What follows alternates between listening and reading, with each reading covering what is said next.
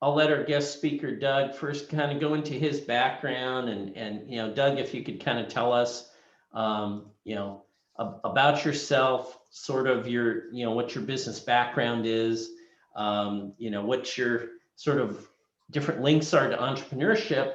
And then what I'd like to do is kind of just go into each of these individual pieces of the business model canvas and sort of get your impressions as both an entrepreneur yourself as well as someone who coaches entrepreneurs. Sure, happy to. Thank you for inviting me here. I hope you all get a little something out of this that helps you along in your endeavors. Most of my background is technology based. I've run engineering organizations, marketing, sales, general management roles. I've had P&Ls from 50 million to about $1 billion. I was an executive with Harris Corp. In fact, helped sell my company to Harris Corporation in 2005. I was a VP over at IBM, where I ran media and entertainment solutions. And then I was VP and general manager for Hewlett Packard. I ran a global organization there for the entire portfolio, and with a lot of focus on growth. I left there. I was gone constantly, and I think it just got to me after a little while. So I left there and started a couple of companies, sold one of them, and have invested in a number of others along the way. So it was a very interesting transition from having worked with companies that are indeed heavily laden with process, such as IBM, HP, even Harris, and ones before that, to walking into a company with absolutely no structure and virtually no process. And how do you pull that together and still maintain your nimbleness? Because I'm a firm believer that small companies can't compete. They shouldn't be intimidated by extremely large companies. They should be more intimidated by mid-sized companies, because extremely large companies start to become weighed down with their process and with the things that they have to do. So they're not quite as agile, they're not quite as nimble. And so one of the advantages you have if you're starting a small company is that you can move quickly. You can be and you can also focus on markets that are not big enough to support the overhead and the weight that a big company brings to the table. So it's a lot of interesting differences there when you start looking at big companies versus startups in early stage. Yeah, I think that, anything else that you wanted to know there, Ray? I think that. Yeah. No, I think that's kind of a great way to tee off the discussion. So, so in the business model canvas, and I'm not going in any particular order. In fact, there's an activity that we often do in the entrepreneurship class where we try to say, okay, let's try to pick the order to a business model canvas. And the truth of the matter is, there's really no particular order. So I'm just going to kind of go randomly top and circle around the bottom and just get some of your impressions on these aspects. So, well, if I may, can I just make two real quick comments about this? The best way, if you can, to approach a business model canvas is on a very big whiteboard with a lot of sticky notes, because it is never right and it is never done. And truly, I'm not kidding. When you put a group of people together on a small company, having that big whiteboard and the sticky notes is just a great mechanical way of going about this. The other comment that I make is I saw the business canvas that you put up, Ray, which I would kind of coin as the more traditional business model canvas that you'll find. And if you do a search on the internet, you'll find a handful of variations. I've made a couple of variations to the one I would use with my clients as well. And I can touch on those, Ray, as we go through this, if you like, things that I think are very important to add on to this. But this should be highly visible for your teams as well. This is not something you hide in the corner or you put in a little executive office. God forbid you should have one as a startup. This is something that everybody needs to see. Everybody needs to be walking around. Everybody needs to be taking new looks at it. So I just wanted to preface that I think how you implement it is almost as important as the content that you're going to put in it. Great, great. Well, you know, that's the thing. There's so many different versions. It'd be kind of cool to see some of the questions that you add to this and get some of your insights. So I'm just kind of starting from, you know, sort of the upper left hand and just sort of sweeping across. But the section I'm looking at is key partners. You know, who are your key partners? Who are your key suppliers? Key resources and key activities and motivations for those partnerships. And I don't know what you can add to that. Well, I think, you know, when you're looking at your key partners, I would add, you know, key partners and suppliers. Sometimes you don't think of your supplier as a partner, but they're really critical to your business. And if you want to optimize your operations, reduce the risks, you've got to cultivate really good relationships here, those that you can depend upon, because if you guys are going to be, you know, your partners, so you're working together for a long period of time, you got to be able to depend on them. Now, there's a kind of, I always refer to several different types of partnerships, and I don't know what's in your sheet, Ray, because I couldn't read it. It's okay. But strategic alliances, this may all be covered in what Ray gives you. Strategic alliances are one type of partner. Co-opetition is another, where you are, and this is very common in a lot of markets, where you actually work with your competitor in areas that you don't compete, but they may compete with other products and other things that you're doing. Joint ventures, you do a JV with other companies, which is a more formal than a strategic alliance. There's money involved, and then the buyer supplier, as I mentioned, a relationship is going to be critical to you. So those for key partners and suppliers. When you talk about resources, I also like to throw in the idea of metrics. The resources are the things that you're going to use to help create the value for your customer, and these are really assets to your company, and will help your company grow. So some of these resources, by the way, people don't think about. When you think about resources, a lot of times people trigger of well, I need to have the electronic components have to come in, or I have to have the software guys in here, you know. But it's human resources, physical resources, intellectual resources, and financial resources. Those combined is usually what's going to make up your company at the core. And you need to establish metrics for measuring and assessing your success with developing those resources, because the stronger those resources are, the greater they're going to impact your ability to deliver value. Yeah. Well, what I like the fact that you mentioned the fact that we often don't think about suppliers as key partners, but the reality is there's so many businesses where your first line of credit doesn't come from a bank, but comes from your suppliers. You know, if you're a restaurant and those suppliers are often the ones giving you credit when no one else is going to give you credit. So they become very key trade credit partners, and you can forge alliances with those suppliers too, because again, the success of your business is driving sales for that supplier.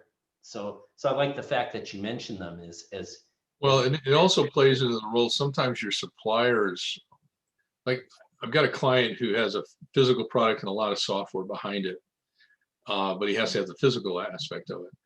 Now, here's the thing: this physical devices have a warranty, and he wants to pass that warranty on. I try to remind him, if it's got a 12-month warranty, that means that the company supplying you need to negotiate for a 16-month warranty, or you need to negotiate for when that warranty triggers, because otherwise you're going to buy it, maybe put it on a shelf for a month, hopefully not very long, but depending on the size of the orders you have to get from your supplier, which is also something to negotiate. This is why you have a relationship.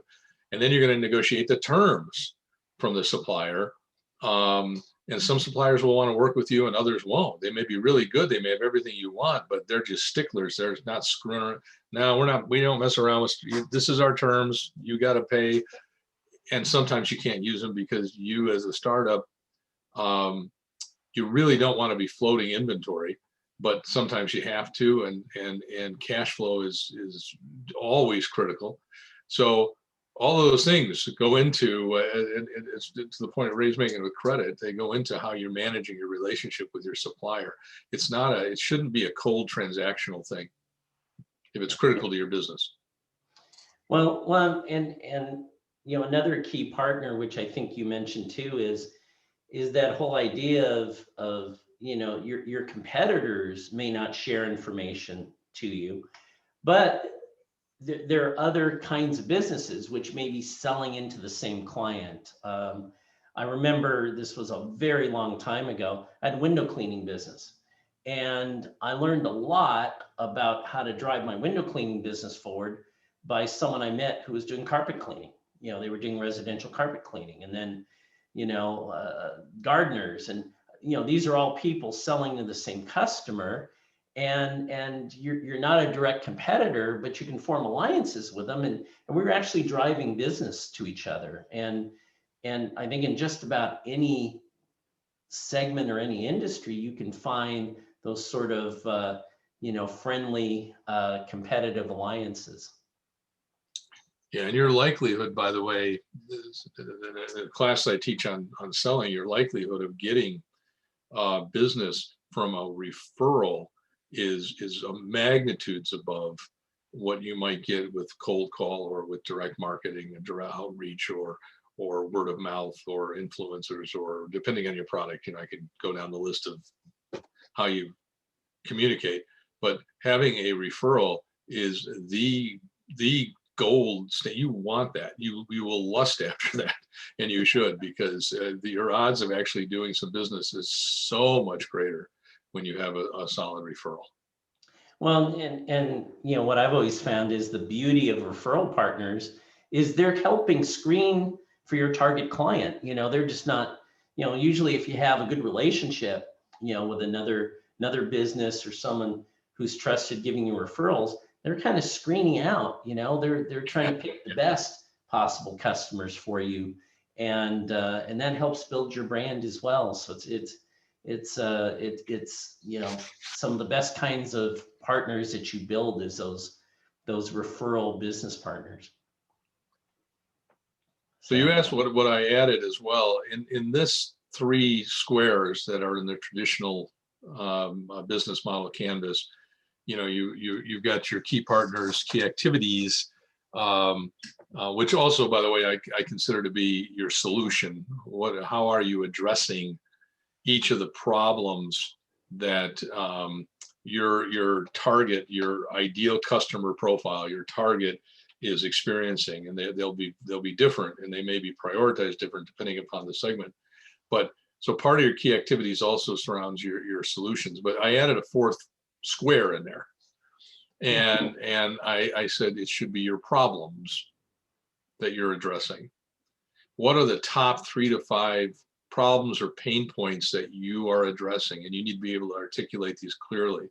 So what is the problem your customer is trying to solve, for example, or how are they trying to address this problem today? Because I don't care what you say, people will say, I don't have any competition. You always have competition. Your client can do exactly what they've been doing and ignore you. That's competition. And what impact, this is very important too. And the reason I like to put the problem statements up there is because it gives you the opportunity to start to assess what the impact that problem has or need has on your customer's business or life.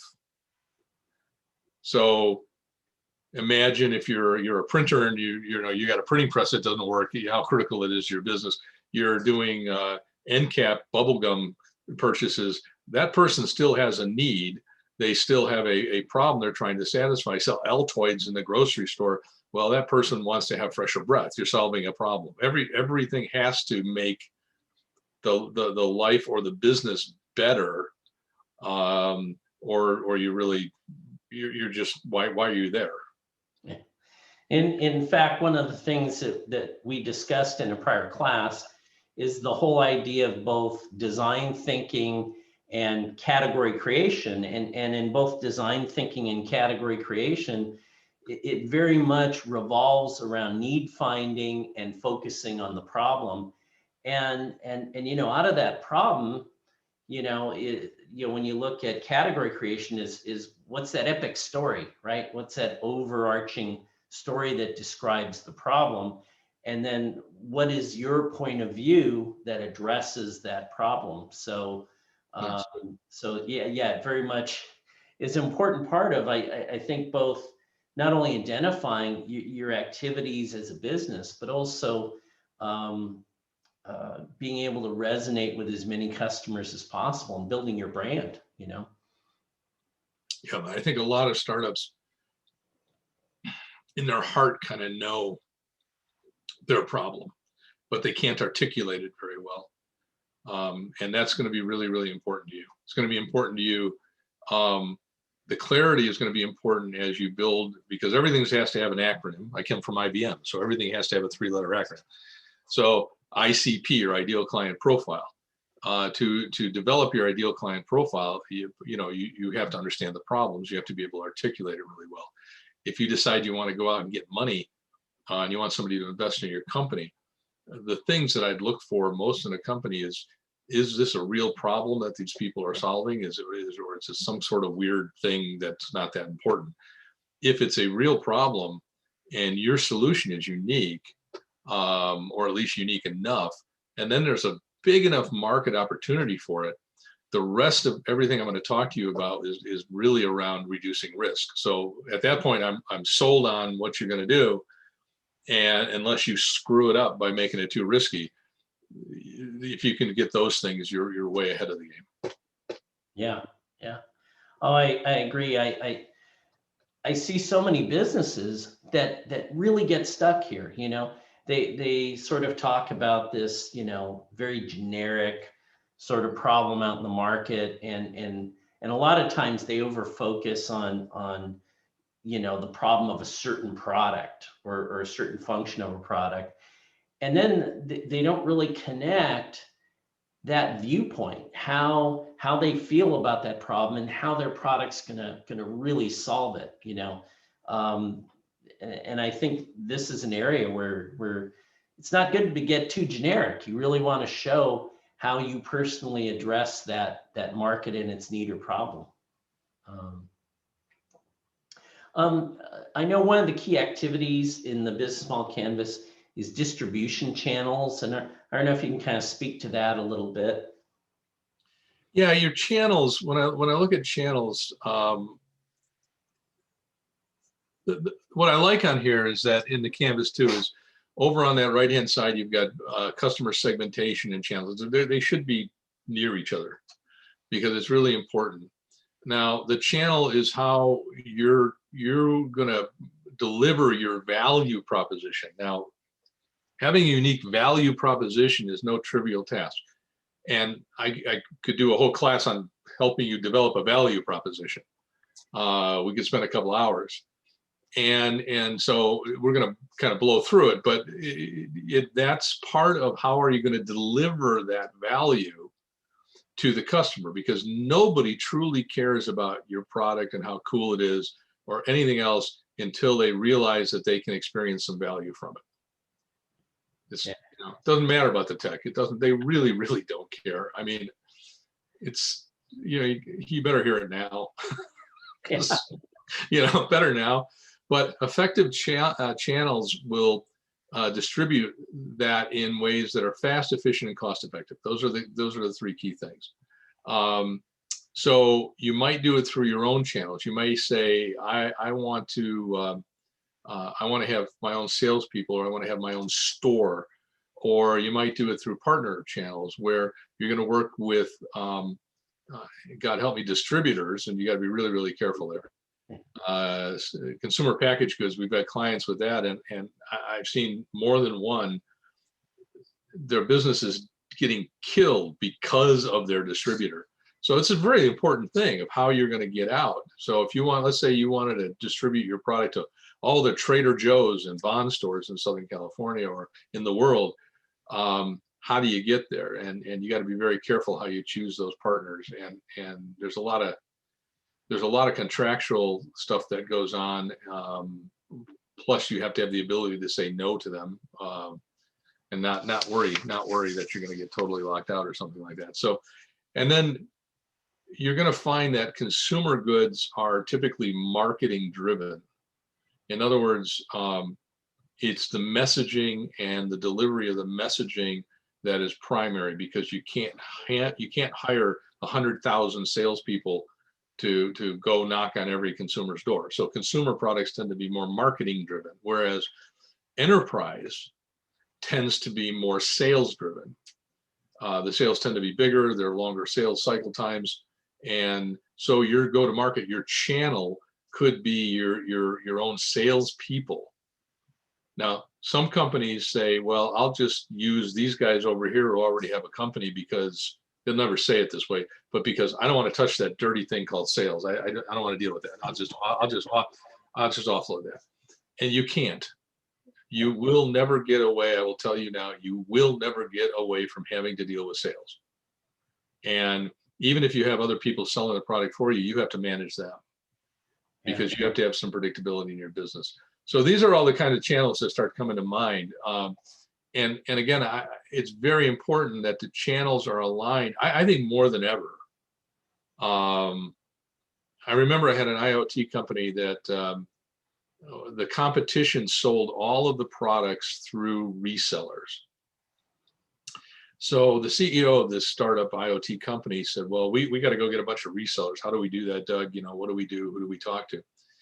And I said, have you met with customers before? Well, yeah, we've been meeting with the customers, really like the product. I said, have you asked them how they like to buy?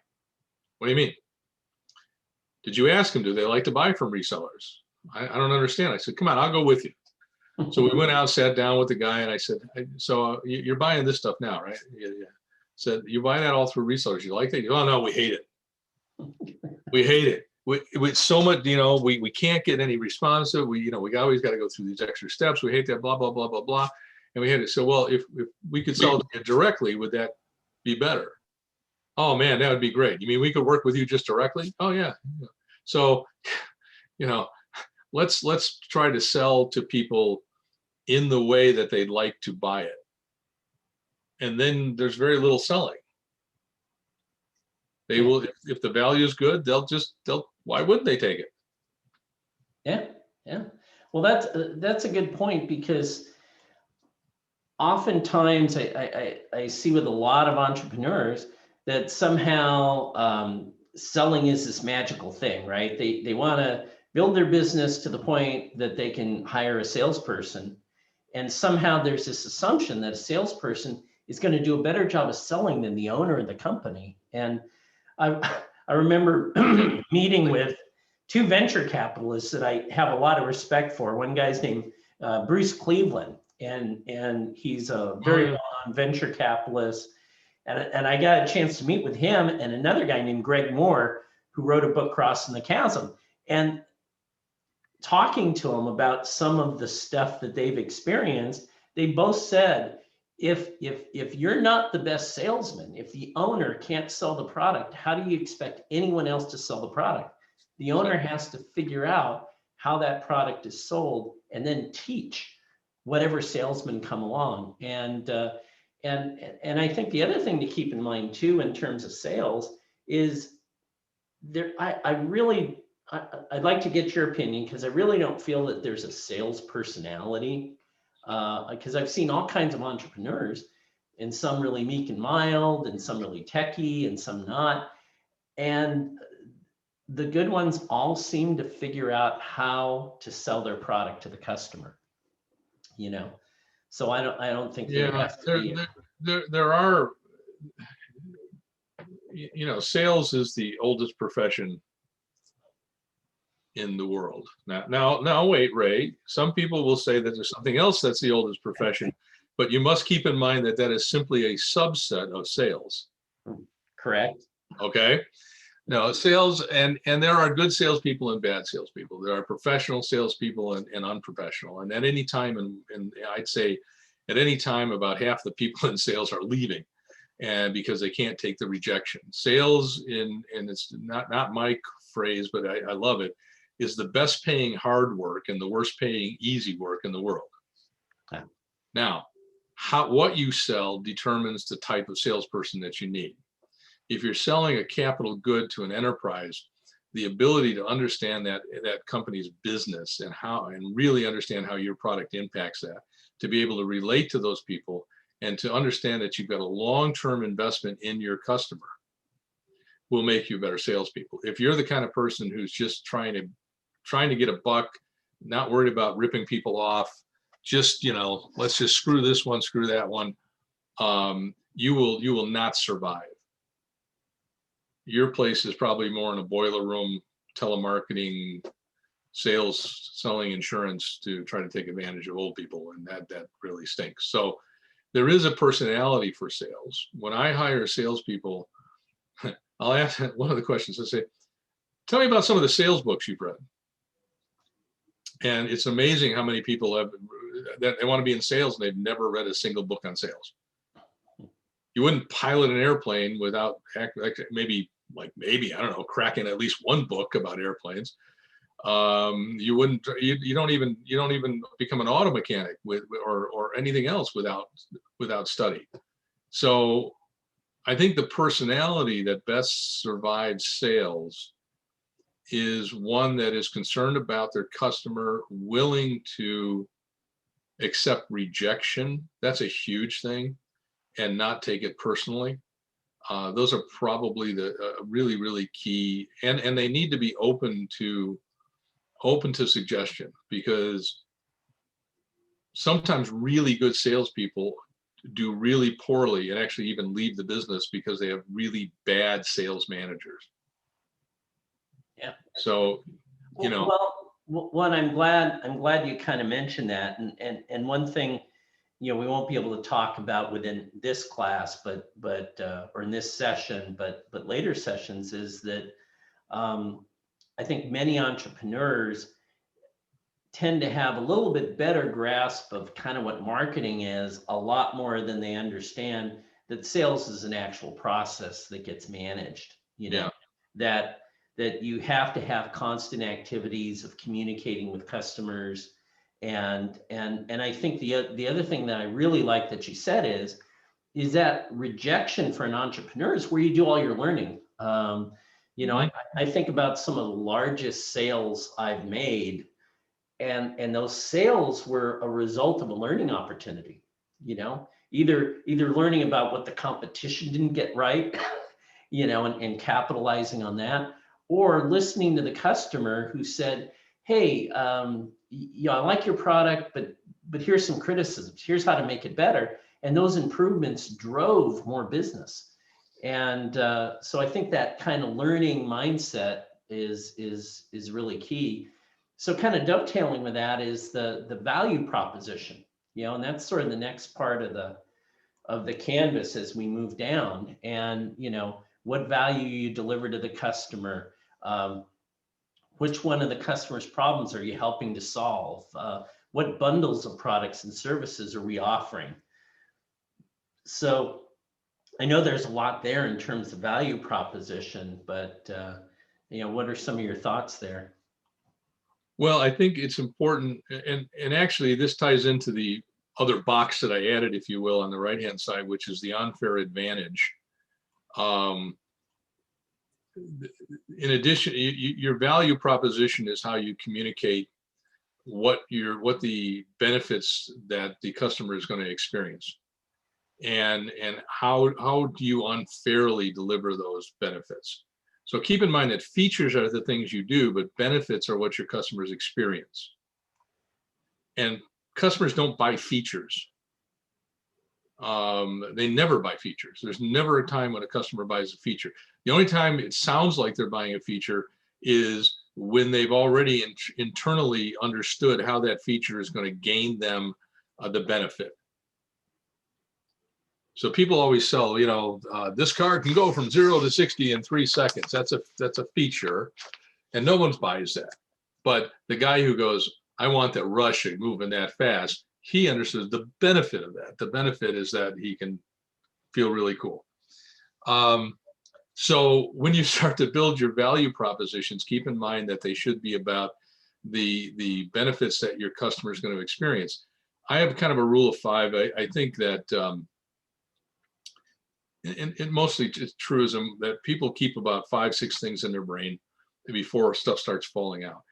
And when you're working on your value proposition, I think if you have 30 things in your value proposition, it's probably not correct. It's probably going to come down to a half a dozen things that are truly the key benefits that people are going to appreciate. Now, it's very important that you write these out. Now, it may be things like newness, performance, customization, might be design, might be your brand and status, it might be the price. There's all these things that play into it. But the idea is, and could even be quantitative and sometimes qualitative, which goes to the experience.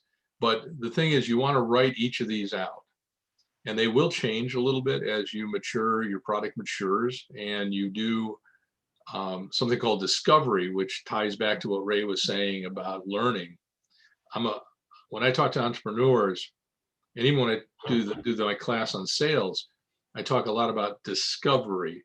Most people talk about product development cycles where they're focused. It's from left to right, and it's from this day to that day, and that's when I'm going to release the product. And God forbid you should step backwards.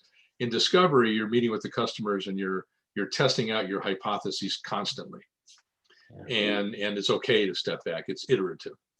So when you have your value propositions laid out, now you take those and you start to look at your ideal customer profiles, and maybe you have more than one.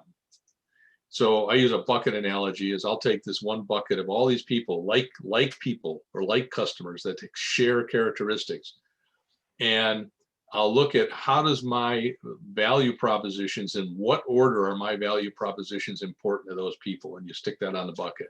You also stick things like, what's the cost of entry in there? What's the competitive nature? You do all these things for that group of people, for your ideal customer profile. And if you do that for a couple of ideal customer profiles, now you can start to understand which one is going to give you the short-term, long-term gains, which one is the one that you should be going after first. And again, we're talking entrepreneurship, so it's different than if you've got a big company, but frankly, even in a big company, you're constantly looking at where do you want to play your time and energy, because everything is finite.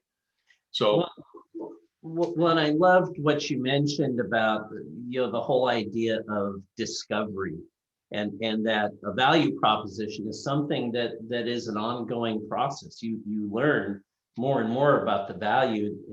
What it triggered in me was I had this client, and this client had a business selling used clothing to Africa. So he would work with thrift stores and work with sanitation divisions of cities, and he'd collect all of these used clothes.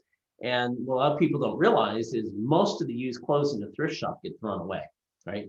Or not thrown away, but they get sent somewhere, right? So he was one of those companies that would sort through all of these clothes and bundle them up and send them to Africa. And even he, for years, he thought his value proposition was his ability to get clothes. And most of the world only, I think he said 70% of the world only wears used clothing, right?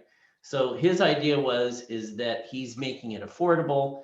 He's getting that clothing to people who can't afford it any other way. And that was his value.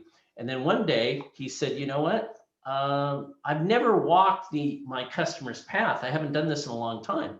So what he did, he's originally from Ghana. So, he put flip-flops on, a t-shirt, some shorts, and just started following these distributors who would buy these bundles of clothes that came off the container, and he'd walk and follow them into the villages. And then he started asking people, hey, what do you like about this clothing? Well, to his surprise, none of them bought his clothing because it was cheap. They were buying it because he had some really good name brands. Because what he found was there were actually factories in China that could produce brand new clothing as cheaper than his used clothing, but the consumer would rather have used Levi's than something that was going to fall apart. And so he really found, they said, oh, that's the value. And so he started actually going through the clothing and improving his sorting capability. And he started looking for the brand names that people like. And he was actually able to yield out. They were willing to spend more money on his product because it was the value of the clothing that was really driving it, not the price. So, of course, he had to be within a certain price area, but to his surprise, it was a different value proposition. So I'm glad you mentioned that, because it took him a year or two to learn that lesson. I did an accelerator, just in case anybody here is going to code software in their business. I did it just for CISO, and did I was the prize, I guess, for something they were doing. And I got 12 weeks with these young entrepreneurs who were starting their company. At the end of it, I debriefed them. I said, well, what'd you think? He says, well, about week 3, we hated you. I'm like, oh, wow. Okay. And he says, by week 10, we loved you again. I said, well, what happened? And they said, well, when we came in, we wanted to code. We knew what we were going to do. We were ready to code. You wouldn't let us code anything. You wouldn't let us start writing code. You kept telling us we had to go out and talk to customers. We had to go do this discovery, right? And he says, and then we realized about midway that if we had just done what we were going to do, nobody would have bought it. Wow. So it's very easy, particularly an entrepreneur is going to start a business. You don't start a business unless you are absolutely convinced. You've got it in your heart and soul that this is a good thing. You're not going to go in it halfway, right? So if you're that positive about it, it's really a challenge for start entrepreneurs to take that step and just test their hypotheses. And it doesn't mean you're wrong. It just may mean you got to bend it a little sideways. Yeah. Well, and that's actually a great sort of transition into the next part of the business model canvas, which is the whole idea of customer relationship. What does each segment expect, which was something you kind of mentioned, and which segments have you established, and how are they integrated into the rest of the business model, and the cost of certain relationships. I think that's kind of another thing that's sort of a lot of entrepreneurs don't think about, is the cost of keeping a relationship going in certain customer segments. No, it's absolutely true. Sometimes you can use your brand to sometimes your brand is your hook into something, and that's how you maintain your relationship. Again, I think of CPG, consumer packaged goods, as being broad. It's very hard, but in enterprise or in business to business, it's oftentimes you will sacrifice, because there are other intrinsic values for you to be in that customer's. For example, if you were in a customer A, all of a sudden all the other customers look at customer A as a leader. So if customer A bought your product, it's going to make it a lot easier for you to be, get B, C, D, and E. So you always are weighing that when you're doing it. You also have to look at your customers very carefully as to the ones that buy but engage with you a lot with unique feature requests and use up a lot of your service skills capabilities and things like that, are not always the best customers for you, because they may be worthwhile to keep, but they're not going to be the most profitable. So you always have to be estimating, is this a really good customer or backup? Why do we want this customer? In B2B. In B2C, it's typically you're trying to move much greater massive volumes, and you're less connected to the individual. You're looking more at the statistical population than you are of potential customers, than you are a specific customer itself. Yeah. And in fact, a story I'm reminded of actually has to do with a client that you were working with. And I remember I got an email from this client, and I was almost worried by how the email started out, because the email started out, well, I was working with Doug and he was working with my business. And as a result of working with Doug, he talked me out of working with all of these clients. Yeah. And And I went, oh no, is this going to be a bad letter? And then Wait for it. the rest of the letter went on to say, and I'm more profitable, and I'm managing better, and I'm actually growing my revenue. And so, that's another thing that entrepreneurs often, you work so hard to get customers that you want to keep them all, but sometimes you don't realize the cost of keeping certain customers, and having a focus on who your market really is. Yeah, and make sure you don't overweight any of your revenues to just a couple of customers. Yeah.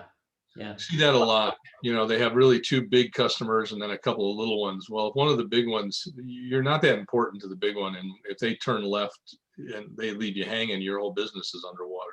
So you got to spread out your risks a little bit, and you got to make sure that your company is a machine that when you turn the crank is supposed to push money out. And if you're turning the crank and losing money on every deal, you are not going to make it up in volume. You have to make the machine effective and efficient and targeted enough so that when you turn the crank, it doesn't matter if you turn it 1,000 times or one time, that you're actually making enough money to sustain or support the goals of your company. Yeah. Well, and that really ties in with that last section on top of the business model canvas, which is customer segments. And you get a lot of questions from new entrepreneurs saying, well, how do I segment my market? How do I sort of slice and dice it? And, who I attract first? Who do I look for? Or how do I approach segmenting my market? Yeah, I mean, again, it goes back to I touched on ICPs, the ideal client profile, a lot just throughout, but it really comes back to that. You start to identify what are the things that are important to who you think your target customer is, and you start to learn after a little while. Is it a big company, or is it like, for example, some of the criteria might be, where are they, especially starting out. Are they, because you can't boil the ocean, you can't do the whole world overnight. It's very difficult to do the whole world overnight. Even an internet company that has no physical assets, it's still tricky to do overnight, because your messaging and everything really needs to be customized to the various areas you're selling.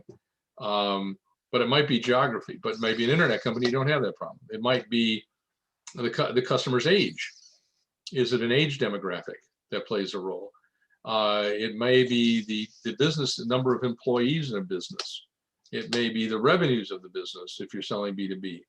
And it may be the income level of the people you're trying to sell to will help you determine what stores and what neighborhoods you have to put your product in. So it's unique for every single product, but it is, whether you're doing is this a mass like a mass selling mass market, or a niche market? Is it segmented? What's the diversity of that market? How is that market multi-sided? And it pays to work with somebody. If you're going to start a company, you're not going to do it totally on your own. It's worth it to work with somebody who has some experience that can help ask you questions about what you think your ideal customer is. And this is not a pitch for advising at EDC, although it's a wonderful place if you need advice. It's not a pitch for that, but it is more a pitch for the kind of things that we do to help companies. And that is oftentimes just raising the questions, getting people thinking, and helping them to focus their thoughts and organize it. And that's why, again, sticky notes come in handy, because you'll start writing down, I think my customer is this. You stick it up there, and then you'll walk past it the next day and go, well, and he also has to have this, and it also has to be that. So it'll vary depending upon the nature of your product.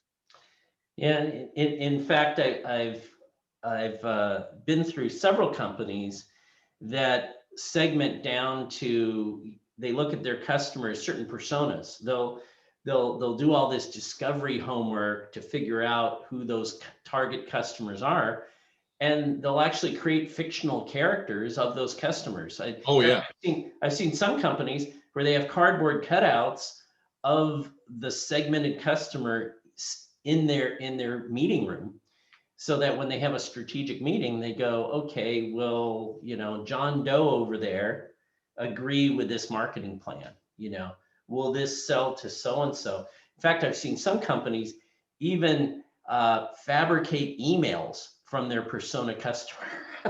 Well, that's interesting. I mean, they'll literally create these fictional characters that are based on their client profile. But along with that, the next section in the business model canvas is sales channels, and I'm finding that's especially relevant now because during this pandemic, we're seeing businesses all of a sudden say, okay, I've got to develop other sales channels, because the ones I had either are stopped or I'm limited. And there's so many different ways, and I think you alluded before about getting to customers. How do they like to buy, and then what is sort of the menu of different channels that you can use to get to your client. No, it's absolutely true. I keep coming back. So many companies that we advise, or that I advise, I keep coming back to helping them to. I really push back. Identify and define your ideal customer. Well, no, I just want to know about how to market it. Do marketing. Well, okay. Where are you going to market to? Where are they? What do you mean? Where's your ideal customer? Well, I don't know. Well, okay. Can't do marketing. What is your ideal, what does your ideal customer care about? I don't know. It keeps coming back. The problems that you're solving and who you're solving them for. If you don't have that foundationally, you can't build a marketing plan. You can't decide what your channel is going to be. You can't go and get you can't go very far at all with just about anything, because you're not even sure you're putting in the right features and benefits until you understand who's going to be consuming the product at the other end. So, we can talk about sales channels. There's a lot of different ways to do sales channels, from reps to distributors to direct sales to, and they all have pluses and minuses. But focus. It really kind of becomes clearer if you just focus on the problems you're solving and who can best benefit from that. Once you know that, the other stuff starts to unveil itself to a certain degree. Mm-hmm. Well, and especially during this pandemic, I'm just fascinated with how creative I've seen businesses get. So, for example, I was working with a restaurant, and the restaurant said, okay, our seating is limited. So, gee, can we move into the parking lot? And then they realized, well, we can only move to the parking lot so much, because if we take up the whole thing, we got to hire more people, and that raises our costs. But hey, takeout is an important thing. And then they actually started sort of sales repping their restaurant. The owners went out and they knew who their regulars were, and literally knocked on the doors of the business of the regulars down the street and said, hey, I know you guys always came for lunch. Can we bring the experience to you?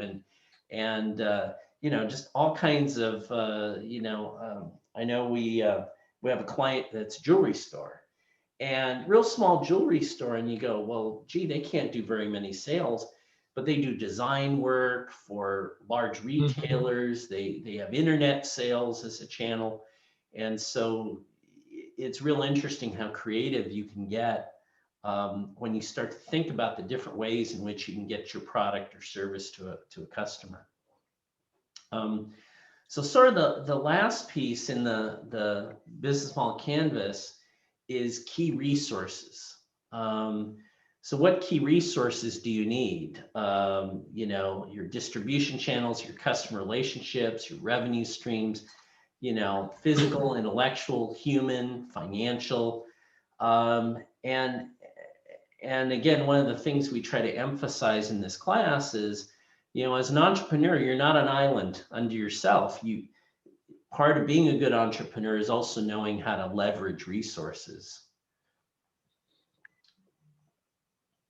Yeah, and I think I may have mentioned it earlier too. It's very important, as you identify the resources that you need, that you put in the correct metrics for measuring their effectiveness. and so that you know if you're getting what you need from the resources. It's kind of like I advise like small companies that are starting to hire people to don't hire a title, hire what you need done. You can put any title on it what you want. Everybody wants to hire the title and go, I need a CFO. Well, first of all, you probably don't. You probably need an accountant. But nonetheless, what do you really need him to do? Well, I just need him to take care of my books and make payroll. Okay, you don't need a CFO to do that. Don't worry about the title. Focus on what you need to do. Same thing with some of these resources is make sure you've got the right metrics in place to know that you're successfully that you've got the right ones and that you're successfully implementing them and getting the most out of them. Yeah. Well, and one of the resources I think often gets overlooked, and it's on the particular sample we have. It says intellectual, and it says brand, patents, copyrights, and then the last thing is data. And I think what a lot of entrepreneurs don't realize is how much information you can really get. I mean, we'll explore this in the class, but literally, you can find out what your financials are supposed to look like, what the trends in your market are, what your competitors are doing, which banks are lending. There's so much information out there that can really help give you a push start into figuring out how your business should be structured. And so I always feel that's very overlooked, Well, this is important too. If you guys look, you need to do, people will tell you you're going to need to do 3 to 5 year projections, and you should be for your company. I think 5 years silly, but at least 3-year projections. You need to do your P&L. You need to do cash flows, and all the typical financial worksheets.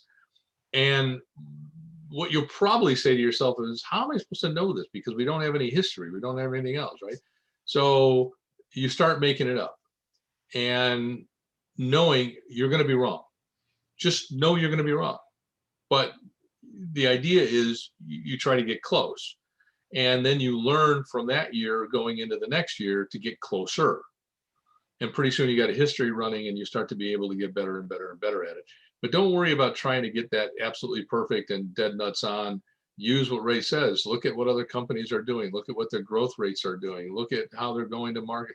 Look, there's all sorts of things that you got to, if you just look around, you can borrow from and use in order to help build your models. Yeah. Well, and it's funny because I was going to ask you what are some good final remarks, but I think you just made them actually. So Good. Okay. So on that, I really want to, thank you for spending the time and going through it. And I think it's really important that we spent this amount of time going through, the business model canvas. So I wanted to thank you for that.